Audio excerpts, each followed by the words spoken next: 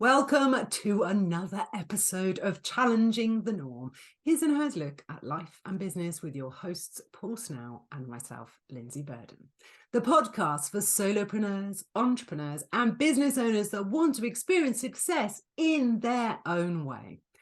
Wrestling with the topics that matter and reality checking the latest trends in business.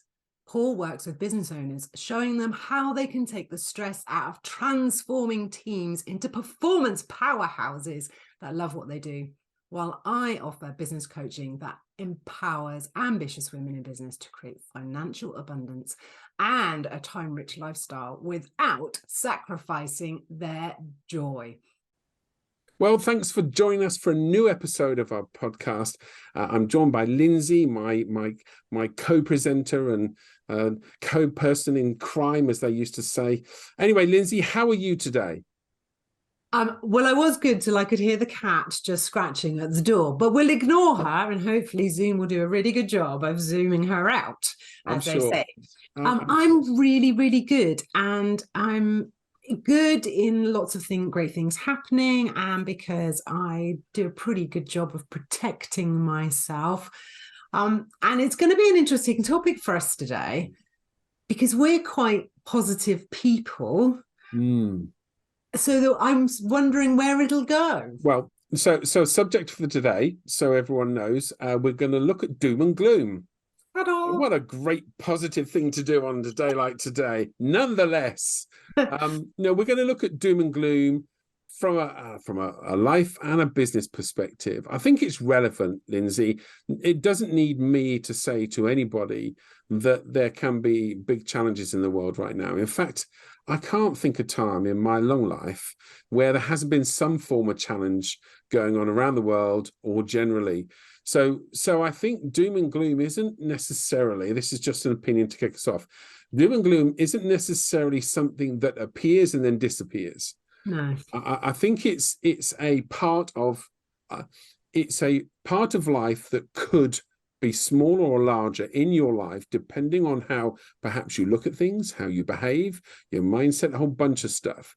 But doom and gloom nonetheless has a huge impact. And I like a statistic. So I think I'm going to kick us off with a statistic. Some recent research that shows actually we're only really productive in a working day for 2 hours and 23 minutes. There you go. To me, that's very precise, but nonetheless.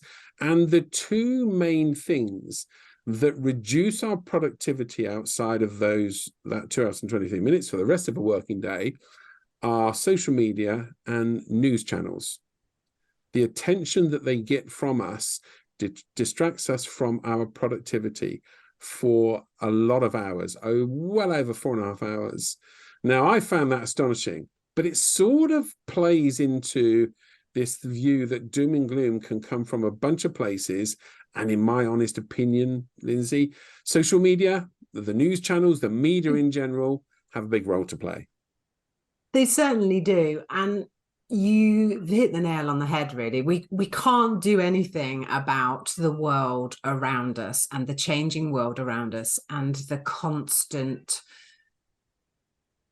I don't want to use the word doom and gloom because, there are some awful things happening in the world right now, but there are always awful things happening in the world. And that's the challenge for us. I think what's happening now is we've become more aware because of social media and media itself, but that is then feeding us what they want us to hear and see, and it makes it really challenging to understand what is happening and understand the history behind some of the things. So I think for me, when we're talking about gloom and doom today, it's very much about recognizing that there are some awful things happening in the world today, and there isn't a lot we can do to address that in this podcast. So I guess my plea to everyone is please take it from the level that we are delivering it. But it is what we see, and doom and gloom is happening around us all the time in the wider sense, which is the world, but also around us as individuals in our own communities, in our own families.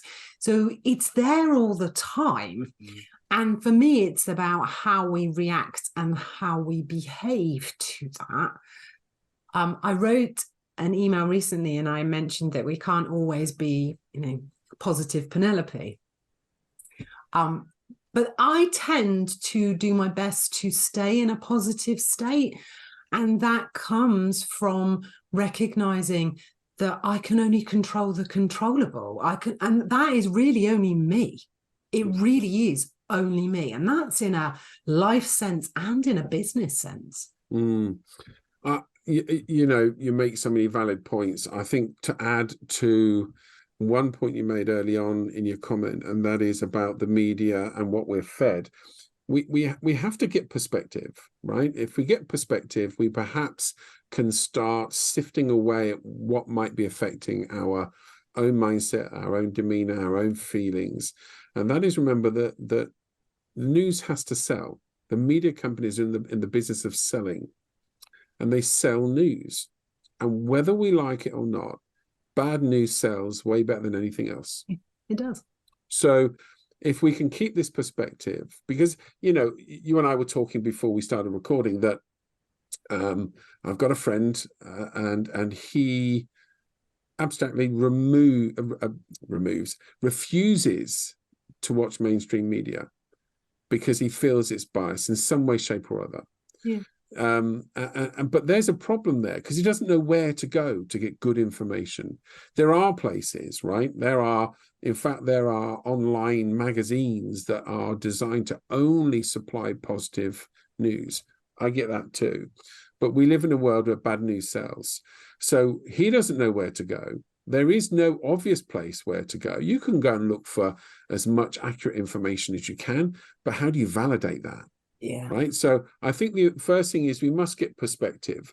And that perspective is bad news sells. So keep that in mind when we're dealing with what we see as doom and gloom. And you're absolutely right. We can only control the controllable. We can only control what we take in. Yes. And how we think about that and how we process that. You and I, we have a shared passion for a particular book that we've spoken about on the podcast before, and there's a very good saying that comes with that. We live in the feelings of our thoughts, not our circumstances. Yeah. So in other words, what we take in, what we consume on a daily basis is likely to play on how we feel because the thoughts come from there. Yeah. So if we are careful with what we consume, if we remain objective about what we consume, then at least we have some start to manage perhaps the feelings of doom and gloom. But I guess one question that comes up, Lindsay, is, so what do you do? You're feeling this doom and gloom. What do you do? For me, when we've said this before, get out into nature, go for a walk, clear your head, listen to a positive podcast, go and find, a really funny book, and listen to that. It's about a choice. So if you're feeling, and I know in the past, I've definitely, I'm one of these people that, is a bit hypervigilant. So I can feel it. And eventually it will, consume me if I don't go, okay, enough now. What do I need to do? How do I need to change this?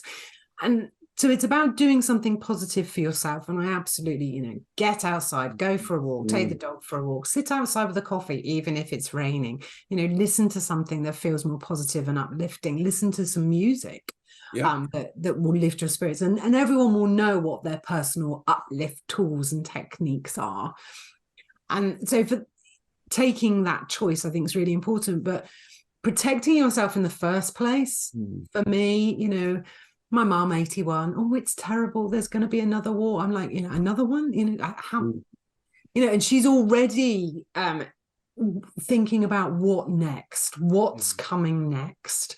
And that's because of what she's consuming. And I'm like, do you know what? Just back away from everything you are consuming and just sit in the place of what you do have control of, which is basically what she's going to have for tea, really. She doesn't need to worry about the big, she's 81, she doesn't need to worry about the bigger things and the life-changing things in our world. I think there's also something about taking positive action. So I remember around the time of lockdown, you remember that year, and thinking, well, I need to do something about this planet. I don't know where it had come from, whether I'd watched something, but I was like, okay, so I want to ensure that this planet is in a better place for my children and my children. What can I do?